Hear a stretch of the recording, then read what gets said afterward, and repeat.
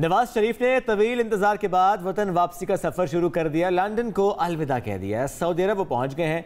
नवाज शरीफ गुज़श्ता रोज Saudi अरब रवानगी के लिए हीथ्रो एयरपोर्ट पहुंचे थे, जहां गैर मामूली तौर पर Pakistani high commissioner doctor Mohammad Faisal ने उन्हें रुखसत किया था।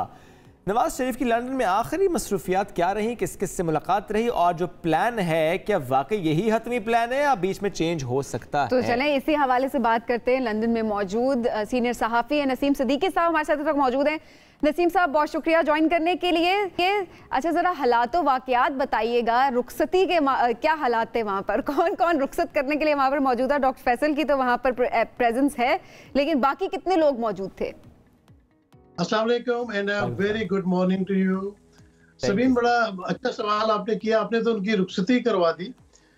यहाँ पे जब एवन फील्ड से रुखसत हुए तो एक तरफ तो रुखसती वाले थे, यानी कि लड़की वाले मौजूद थे, और दूसरी तरफ जिनको ही शादी नहीं हो सकी थी वो लोग भी मौजूद थे, और काफ़ी नारेबाजी होती रही जो यूजुअली नवाज शरीफ साहब के खिलाफ होती है। बहरहाल डॉक्टर फैसल जो कि एम्बेसडर हाई कमिश्नर है पाकिस्तान के यहाँ पे, उन्होंने उसको रुखसत किया। काफ़ी सोशल मीडिया पे भी ले दे हो रही थी कि वो तो एक गवर्नमेंट ऑफिशियल है और उन्हें एक इस मुजरिम को इस तरह वहाँ से रुखसत नहीं करना चाहिए था।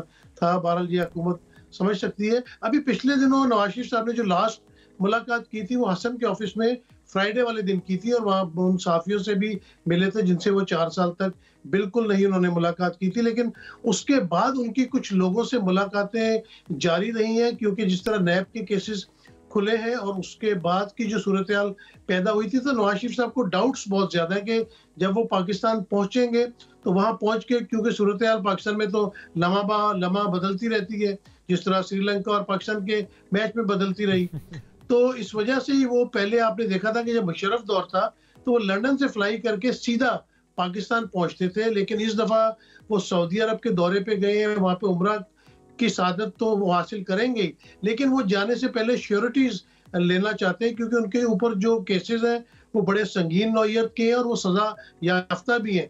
तो जब तक उनको बैरून मुमालिक से जो है वो गारंटीज नहीं मिलेंगे, शायद उनकी तबीयत भी खराब हो सकती है और लंदन का सफर दोबारा बांधा जा सकता है। डॉक्टर की एडवाइस, नसीम साहब यू टर्न ले सकते हैं दौराने जर्नी?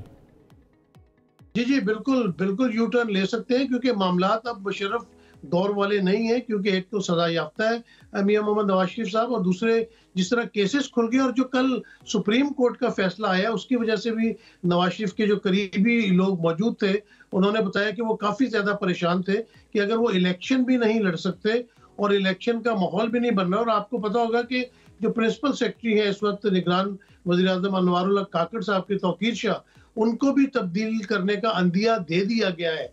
तो जिस तरह पाकिस्तान में हालात चेंज हो रहे हैं उसकी वजह से नवाज शरीफ साहब काफी ज्यादा परेशान है, क्योंकि 21 अक्टूबर की डेट दे गई थी। मैं यही जानना चाहता हूं आपसे। देखिए, आज है 12 अक्टूबर और उन्होंने पहुंचना है 21 अक्टूबर को। ये 12 अक्टूबर से लेके 21 अक्टूबर तक के जो दिन हैं ये कितने बदल सकते हैं? आपको पता है कि ये 12 अक्टूबर बड़ी खतरनाक डेट है, इसीलिए मैंने मेंशन की है।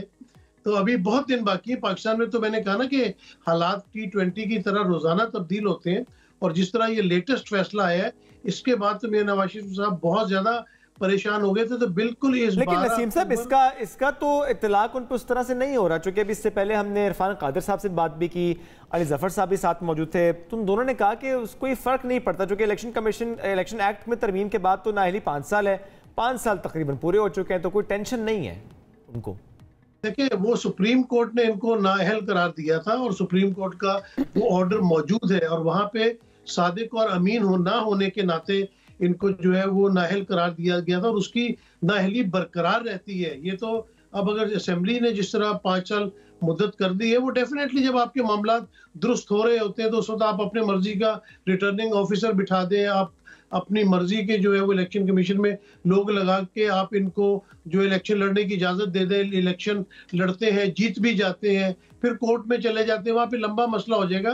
तो अगर तमाम मामला तय हो गए और नवाज शरीफ साहब 21 अक्टूबर को वहां लैंड कर गए तो फिर डेफिनेटली मामला ठीक होते चले जाएंगे। लेकिन एम्बिगिटीज क्योंकि बीच में बहुत ज्यादा है, बीच में काफी टर्निंग पॉइंट्स आ रहे हैं, और जिस तरह मौजूदा हुकूमत ने फौज की मदद से, मौजूदा हुकूमत की असल तो जो रोल इस वक्त प्ले कर रहा है वो फौज की तरफ से ही है, और हमारे आर्मी चीफ की काविशों की वजह से जिस तरह डॉलर पे काबू किया गया, जिस तरह माफियाज पे काबू किया गया, तो एक ये भी बात आ जाती है कि जब शहबाज शरीफ साहब की गवर्नमेंट मौजूद थी, इत्तेहादियों की मौजूद थी, तो आवाम को कोई रिलीफ क्यों नहीं दिया गया और इन चीजों को क्यों कंट्रोल नहीं किया गया? ये भी तो एक बड़ा अहम सवाल है। फिर लोग ये सवाल करते हैं कि ऐसी कौन सी जादू की छड़ी नवाज शरीफ साहब के पास है जो अपने पास ही रखते हैं, छोटे भाई को भी नहीं देते। लेकिन चूंकि इससे पहले आपने एक बात भी की, हम जो procedure practice and procedure act की बात कर रहे हैं, तो क्या आपको लगता है कि जो आखिरी चिट मिलनी है वो बहरहाल अभी भी सुप्रीम कोर्ट से मिलनी है? चूंकि जो सुप्रीम कोर्ट की तरफ से कहा गया कि 184(3) के तहत जो फैसले हुए हैं माजी में, उन पे आप रिव्यू नहीं कर सकते। अब ऐसे में जो इलेक्शन एक्ट की हम बात करें, तरमीम की बात करें, और एक तरफ 184(3) का जो फैसला है, तो वाकई अभी तक ना एम्बिग्विटी है, तो क्लीन चिट बहरहाल मिलनी है अभी, ऐसा ही समझा जाए इसको? जी बिल्कुल, आपने बड़ी अच्छा पॉइंट रेस किया शुएब, क्योंकि मैं इसी बात पे कर रहा हूँ कि नवाज शरीफ साहब इन तमाम बातों को समझते हैं, और उनको अगर पाकिस्तान जाते हैं, जिस तरह उनकी खुल के खेलने की आदत है, तो अगर उनको ब्लैकमेलिंग के लिए कुछ चीजें रख ली जाती हैं तो शायद वो मजा ना आए, और अगर कोई बात ना बनी तो फिर नवाज शरीफ साहब का शायद पाकिस्तान से निकलना इतना आसान नहीं होगा, क्योंकि पिछली दफा तो जो भी प्लेटलेट्स का मामला था, इस्टेब्लिशमेंट ने बहुत ज्यादा हेल्प की थी, कोर्ट्स ने हेल्प की थी, और अगर इस दफा कोई मामला ना बने तो उनका निकलना मुश्किल हो जाएगा। तो जिस तरह अभी वैसे तबीयत कैसी लगी आपको? प्लेटलेट्स ठीक थे? देखिए, तबीयत तो उनकी खराब ही है, खैर वैसे जेन्युइन तौर पे भी उनको हार्ट के भी मसाइल है, दूसरे भी मसाइल है, और जिस तरह पाकिस्तान में मामला चलते हैं उस तरह तो उनकी तबीयत कोई इतनी ज्यादा अच्छी नहीं लग रही थी। तभी तो हमने हाई कमिश्नर साहब को साथ भेजा था कि खुदा न खास्ता अगर तबीयत एयरपोर्ट पे ज्यादा खराब हो जाए तो आपने इनको फौरन वापस लेके एवन फील्ड पहुंच जाना है। जी तो वो प्रोटोकॉल जो है वो साथ दिया गया। अच्छा, वैसे इससे पहले भी कभी हुआ है कि पाकिस्तानी हाई कमिश्नर इस तरह से प्रोटोकॉल के लिए किसी भी सियासतदान या किसी भी शख्सियत के लिए एयरपोर्ट तक उनको रुखसत करने के लिए मौजूद हो वहां पे? इससे पहले कभी हिस्ट्री में हमें ऐसी कोई मिलती है एग्जाम्पल? देखिए, जब कोई वजीर आजम आते हैं या कोई भी डिग्नेटरीज आते हैं पाकिस्तान के, वहां पे तो हमने हमेशा हाई कमिश्नर्स को मौजूद पाया है, लेकिन मेरे ख्याल से कभी अपोजिशन लीडर को हमने इस तरह रुखसत करते नहीं देखा। और अगर कोई सजा याफ्ता हो, ये तो मेरे ख्याल से तारीख में लिखा जाएगा, ये पहली बार इस किस्म की। एक चीज और बस, वो जो प्लान उनका है, ज़ाहिर आपने कहा ना कि दिन ब दिन सूरत हाल बदलती है, लम्हा ब लम्हा बदलती है, T20 मैच की तरह, यू नेवर नो। लेकिन कोई खबर आपके पास है कि वो जो प्लान, जिस प्लान के तहत वो आ रहे हैं सऊदी अरब, दुबई एंड वापसी, वही है, या कि कोई और यात्रा हो सकती है, किसी और मुल्क से भी गारंटी लेने जा सकते हैं? नहीं, किसी और मुल्क तो नहीं जाएंगे। अभी तो वो सऊदी अरब आज कल पहुंच गए थे। सऊदी अरब 2-3 रोज क्याम करने के बाद वो दुबई चले जाएंगे, और वहां मुलाकातें करने के बाद, वैसे मुझे जो मेरा अपना तज्जिया या मेरा तजुर्बा है, वो 21 तारीख को पाकिस्तान पहुंच जाएंगे, क्योंकि अगर नहीं पहुंचते तो फिर तो नवाज लीग या नून लीग का बिल्कुल ही सफाया हो जाएगा। आपने देखा कि जो बड़े बड़े जलसे बड़े बड़े मैदानों में होते थे, आजकल वो शादी मोहल्लों में हो रहे हैं, गलियों में हो रहे हैं, घरों में हो रहे हैं। ये बड़ा अच्छा पॉइंट आपने रेज किया है। लेट्स सी नवाज शरीफ साहब की वापसी के बाद क्या होता है। जो मीनार पाकिस्तान आने की बात हो रही है, दावा जो किया जा रहा है, क्या मीनार पाकिस्तान भर पाएंगे? लेट्स सी, मंटो पार्क भर पाते हैं या नहीं। बहुत शुक्रिया, नसीम साहब साथ मौजूद थे।